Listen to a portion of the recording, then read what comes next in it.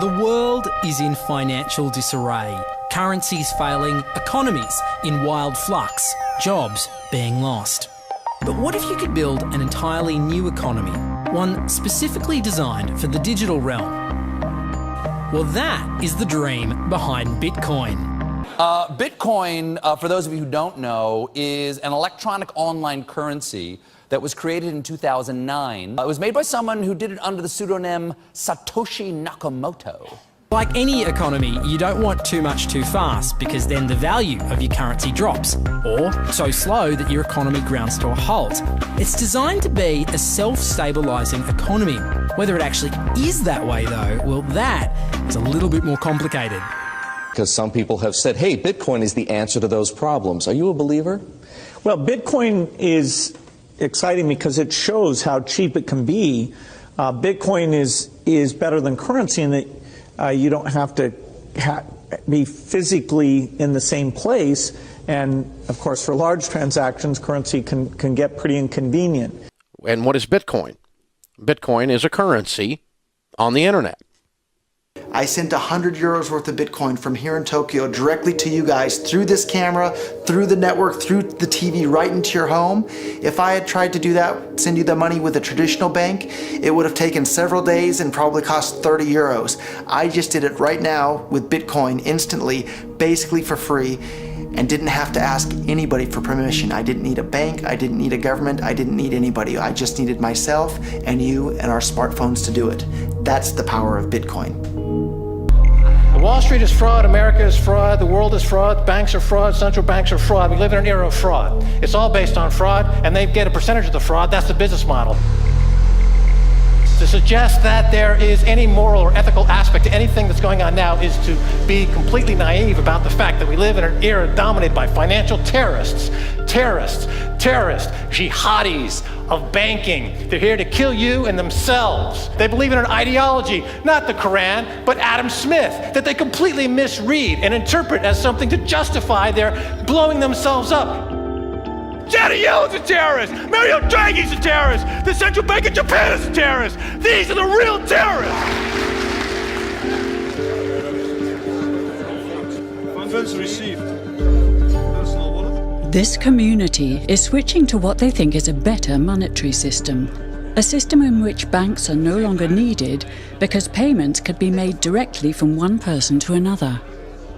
Bitcoin is fundamentally different because in Bitcoin, you don't owe anyone anything and no one owes you anything. It is not a system based on that. It is a system based on ownership. And no one can censor it, no one can seize it, no one can freeze it. It's November the 2nd, 2008, just 6 weeks after the Lehman Brothers collapse. And all over the world, there are panicked debates about how to save the banks. Then, on a little visited web forum for cryptographers, a document appears in which a completely new monetary system is proposed. The visionary author calls himself Satoshi Nakamoto.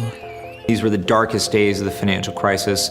So that to me suggests a very clever mind that saw an opportunity, the perfect opportunity to introduce a new radical technology and a new radical approach to money and finance at just the right moment when people would be very open to making this big shift that's required to adopt a new currency. What's exciting for me is like a global economy. Right now we say we have a global economy, but I can't take $1 and give it to you in the Netherlands and then you know what to do with it, right?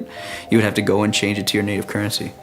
And when you kind of eliminate that step and I can just send you one form of payment and you can send me a product in a matter of seconds, that starts to change things from a global perspective. How could this digital coin invented by this Satoshi Nakamoto become hundreds of times more valuable than the dollar?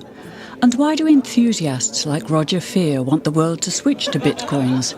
I'm giving every single person here 1,000 yen worth of Bitcoins, which is like $8 and something cents. Back in the early days, you know, I'd get phone calls from my buddies, oh, hey man, I lost 10,000 Bitcoins because my computer blew up, right?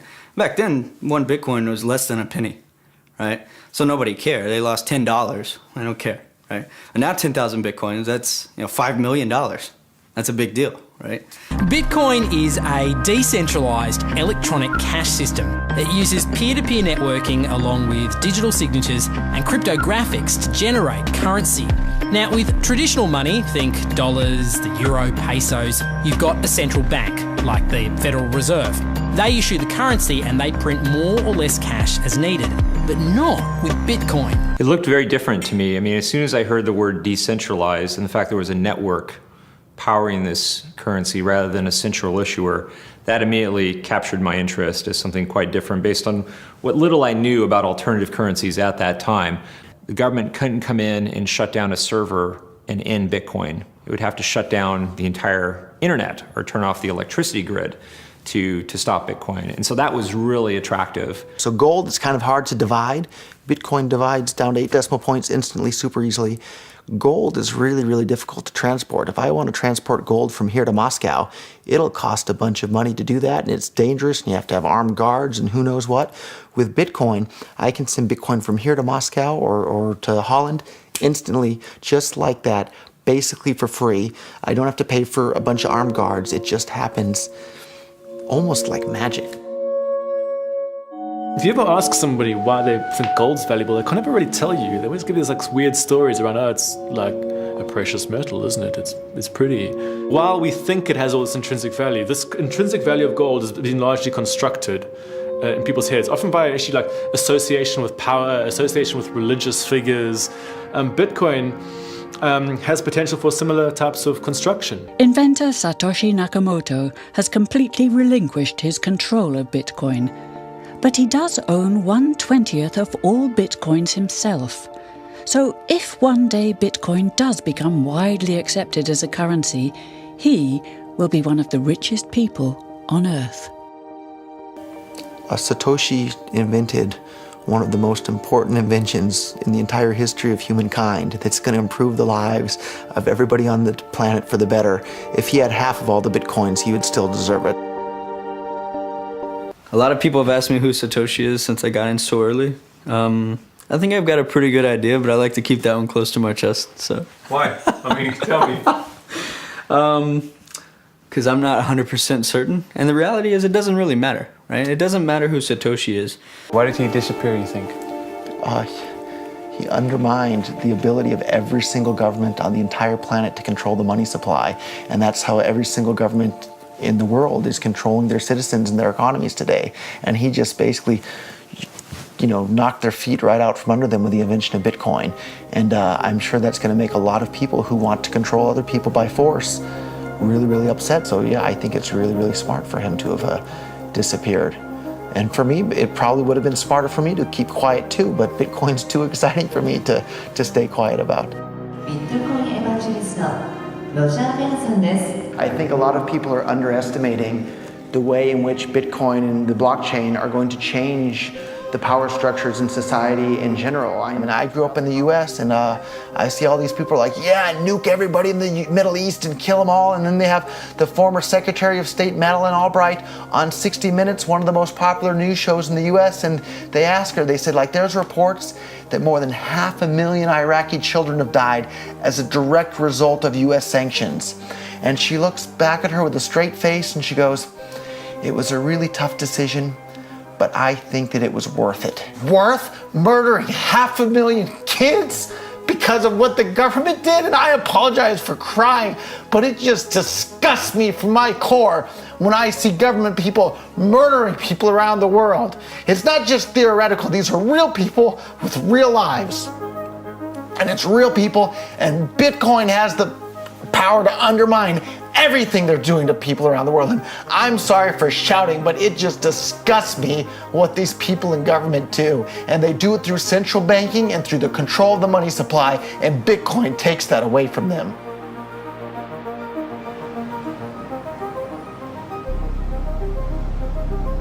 You can buy Bitcoin at the Shell station. Check it out. $0 to $2,000. Put your phone number in here. Put the code in. Scan it. Got my reader. Oh, I gotta put the cash in. Good. Got $2. Hit finish. Oh, $2 Bitcoin. Just like that. From this machine. I just turned cash into digital currency.